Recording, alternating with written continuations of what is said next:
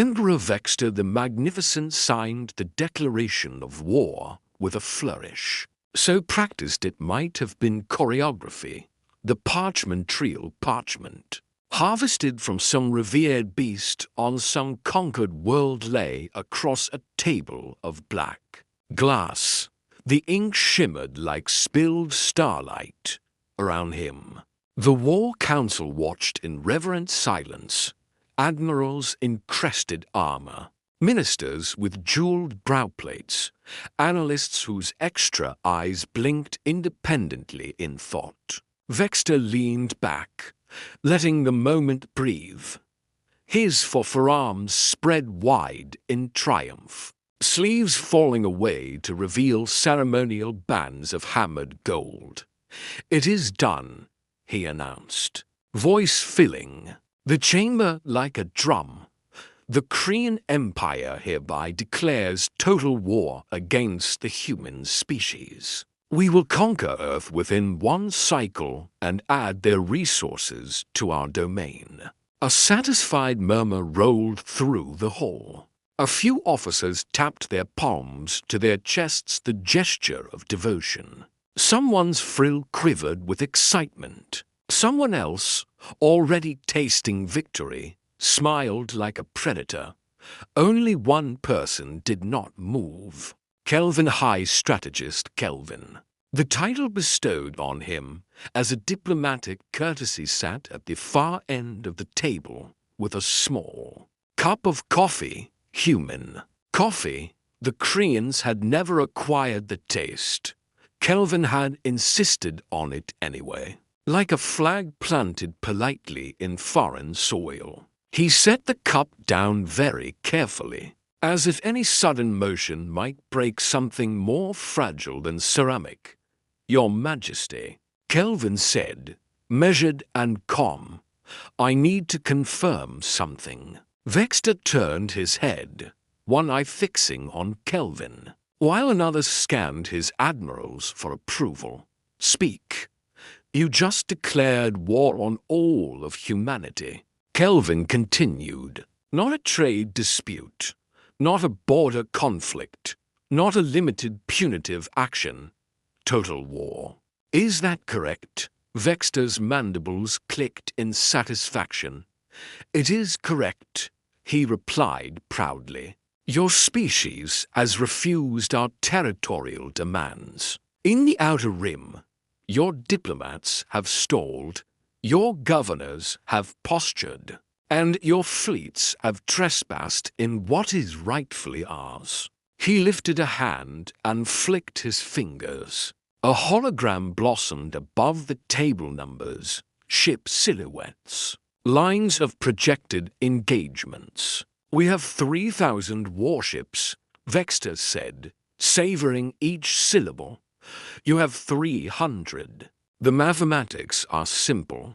Surrender is your only logical option." Several counselors nodded. War Master Drexel, armor-plated in scarlet, let out a low chuckle. Someone whispered, "Finally." Kelvin blinked once, slow. The corners of his mouth rose, not quite a smile, more like the expression someone wears when they've reached the point where arguing no longer matters. "Okay," he said softly. "I want you to know that I tried to prevent this." Vexter's gaze sharpened. "Tried?" Kelvin folded his hands, fingers interlaced. "I filed 17 separate reports warning against military action. I explained the risks of escalation. I outlined alternatives. I recommended concessions, small ones, strategically placed to get what you wanted without provoking the thing you didn't understand." A few faces tightened at the implication.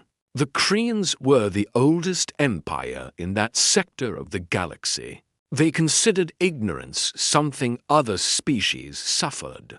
"But you have made your decision," Kelvin went on, voice still even. "So, let me be the first to officially respond on behalf of humanity." He stood. The chair scraped faintly across the floor. In a room full of creatures built to dominate, taller, heavier, and even in ceremony, Kelvin's upright posture looked almost ridiculous. And yet something about it made several counselors shift in their seats, as if a pressure had changed. Kelvin straightened his jacket, smoothed the front, and looked directly at the Emperor. "Congratulations, Your Majesty," he said, and now the smile was real. "You just declared war on the deadliest species in the galaxy." For half a second, there was silence, confused, offended silence. Then Vexter laughed. It came out like the clattering of bone instruments. "Bold words," Vexter said. "From a species that barely possesses faster than light travel. We will crush you within weeks."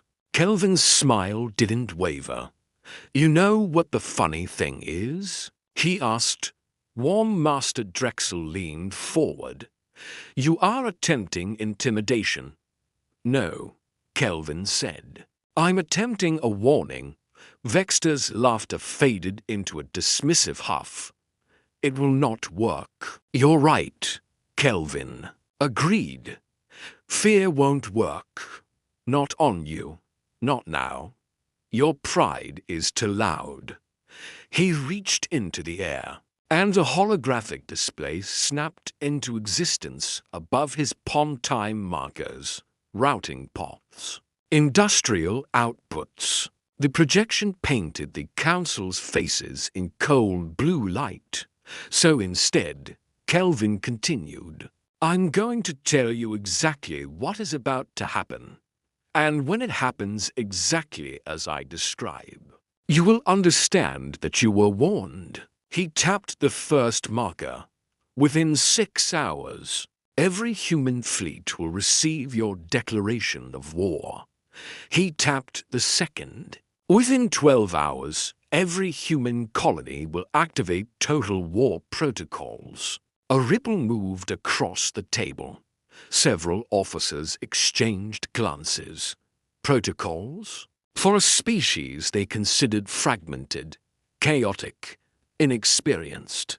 Kelvin tapped again. "Within 24 hours, our shipyards will begin producing warships at rates you cannot match." Warm Master Drexel snorted. "Impossible. No species can mobilize that quickly." "You are correct," Kelvin said. "No species can." Then he looked around the room like a teacher preparing to correct a fundamental misconception. "But humans are not just any species." Vexter's upper hands flexed. "Continue." Kelvin's fingers traced the projection as if drawing a line through history. "We evolved on a death world," he said. "High gravity, violent weather, predators that hunted for sport, diseases that adapted faster than we could treat them. Our planet tried to kill us every day, and we adapted anyway." Some counselors shifted uncomfortably. The phrase death world carried a weight in interstellar anthropology. Most sapient species arose on worlds that showed Mercy's stable climates, predictable ecosystems, dangers that followed rules. Kelvin's voice remained calm, but something in it sharpened. "We spent 10,000 years fighting each other," he continued, "not because we were noble, or disciplined, or wise, because we were afraid, because resources were scarce, because ideology became a weapon, because we learned early that if you want to survive, you prepare to destroy what threatens you." He gestured toward the admirals and their glittering medals. "You think war is fleets and glory?" Kelvin said. "We invented industrial warfare. We perfected total mobilization. We wrote the manual on taking entire populations from peacetime to wartime production overnight. Drexel's eyes narrowed. You exaggerate. Kelvin nodded as if granting the point. In your history, total war is an abstract concept. In ours, it is a trauma, a scar, a lesson hammered into us until we could not forget it even when we wanted to. He paused, just long enough to let the room's arrogance try to reassert itself. Then he added, quietly, you declared war on the species that industrialized genocide there and then felt so sickened by it that we wrote international laws to prevent it from ever happening again. The words landed like poison. The Koreans didn't. Gasp. Their species was too proud for that. But a coldness crept into the chamber. A subtle withdrawal. Several counselors looked away from Kelvin, as though meeting his eyes might make the future real. Kelvin's smile returned, small and unsettling. Laws we will absolutely ignore now that you've provided a legitimate external threat. Vexter felt it then, not fear exactly, but something that brushed against fear, the instinct that suggests a cliff edge is closer than it. Looked. You are bluffing, the Emperor said, and the statement sounded thinner than he intended. I am not, Kelvin replied. He tapped another marker on the hologram. You know what humans do when someone declares total war on us? Kelvin asked. We remember, we adapt, we mobilize, we produce, we innovate, we fight. He leaned slightly forward, the projection light casting hard shadows across his face. And we do not stop until the threat is eliminated, he said. Not defeated, eliminated. Because that is what total war means to humans. You don't get to surrender when it's convenient. You surrender when we decide you have learned your lesson. Vexter rose from his throne chair, plates of ceremonial armor clicking. We have superior technology, he protested. Faster ships, better computational rays, weapons beyond your comprehension. Kelvin nodded again, as if acknowledging a detail in a report. You have superior civilian technology, he corrected. You have faster ships and better computers because you've been at peace for 2 centuries. A few officers bristled. Peace was their pride evidence of imperial stability. You know what humans have been doing for those 2 centuries? Kelvin asked. He didn't wait for an answer, remembering the last time we were at war. Maintaining defense industries, funding contractors, running war games, practicing. Because humans learned something you forgot. He pointed at Vexter, not rudely, but precisely like an instrument indicating a vital organ. Peace is temporary, Kelvin said. War is always coming. And when it comes, you'd better be ready. Then, as if the conversation were finished, Kelvin turned toward the door. I am leaving now, he said. I am returning to human space. When I arrive, I will file my report. And then the machine starts. He glanced back over his shoulder, and the smile was gone. The human war machine, he said softly. You have never seen it because we keep it buried during peacetime. But you declared total war. You activated it. He stepped closer to the exit. The guards didn't move. No one ordered them to stop him. For the first time, Emperor Vexter realized the council chamber did not feel like a place of power. It felt like a room in which everyone had suddenly become very aware of how thin armor really was. And now, Kelvin said, Hand on the door control. You're going to learn why every other species in this galaxy was careful never to do what you just did. Wait, Vexter said. The word escaped before pride could catch it. Kelvin paused, but he didn't turn around. Yes, perhaps, Vexter began, voice tight. We can negotiate. A few counselors stared at their emperor as if he'd spoken blasphemy. Kelvin finally turned. His expression wasn't angry. That would have been easier. It was something colder, the calm of a decision already made. You had your chance to negotiate, Kelvin said. You chose war instead. Now you get war. He nodded once, like a judge pronouncing sentence. Human. War, he said. Total war. Then the door slid open and Kelvin walked out. 6 hours later, every human fleet received the declaration. The message wasn't dramatic. No elaborate threats. No colorful insults. Just a formal statement stamped with Kree authority, declaring humanity an enemy to be conquered and absorbed, and across human space.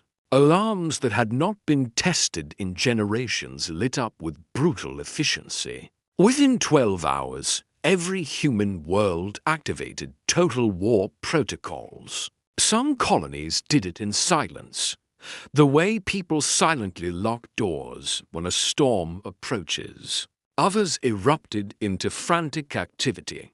Factories repurposed, civilian shipyards commandeered, transportation grids reconfigured for logistics instead of comfort. Government councils, corporate boards, and military commands fused into unified emergency administrations. There were protests on some worlds brief, angry sparks of disbelief. There were speeches about restraint. There were pleas for diplomacy. And then the first images arrived, Kree fleets mustering at the rim. Formations like black reefs in the stars. Debate ended the way it always ends when survival becomes the subject. Not with agreement, but with action. Within 24 hours, human shipyards began operating at a tempo the Kreeans had no framework to understand. Massive orbital rings that once produced civilian freighters shifted. Sections rotating into place like jaws, automated forges ignited. Mining operations tripled their output. Asteroid refineries that had been idle became roaring industrial furnaces. Old hull designs were dragged from archives and modernized in weeks instead of years functional. Ugly, brutally effective. Humanity did not seek elegance. It sought volume. 1 week later, human fleets outnumbered Kree forces 3-1. The Kree admirals had expected scattered resistance, disorganized panic, fractured loyalties. They found something else: unified targeting networks, coordinated movements across light years. Strike groups that appeared where logic said they shouldn't, because humans had rewritten their logistics into a single, ruthless equation. 2 weeks later, the first human attack fleets arrived at Kree military installations and began systematic elimination of their capacity to wage war. It wasn't conquest at first. It was surgery. Supply depots vanished into expanding clouds of vaporized metal. Shipyards were disabled, then dismantled. Communication arrays were severed. Training academies, proud monuments to Kree tradition, were rendered silent. Wherever the Kreeans attempted to rebuild, humans returned with the same chilling patience. The Kree Empire had planned for glorious battles. Humanity delivered attrition and inevitability. 1 month later, Emperor Vexter transmitted an unconditional surrender request. It was denied. Humanity demanded complete military disarmament and occupation. Vexter transmitted again, offering total capitulation. It was denied. Humanity demanded the dissolution of the Korean Empire into individual systems under human oversight. By then, the War Council chamber had become a mausoleum of pride. Officers who once laughed now spoke in exhausted whispers. Ministers who once praised Vexter's boldness now avoided his eyes. War Master Drexel, scarred and furious, wanted to fight to the end because he could not imagine living with defeat. In one final communication, Vexter reached Kelvin. The human diplomat appeared on screen older than Vexter remembered. Not physically, humans aged strangely, but in the eyes. The kind of fatigue that comes from watching a machine do exactly what you knew it would do. You said we could surrender, Vexter protested, voice cracking with desperation he could no longer hide. Kelvin regarded him without triumph. I said you could surrender when we decided you had learned your lesson. He replied, We have not decided yet. Vexter's mandibles trembled. How long? Kelvin's gaze was steady. Keep asking, he said. Maybe in a few more months we'll believe you understand what you did wrong. 3 months after the declaration of war, the Korean Empire ceased to exist. Its core systems were split into independent administrations under human protection protectorates. The humans called them, though the word tasted like chains to Korean tongues. Military arsenals were dismantled under inspection.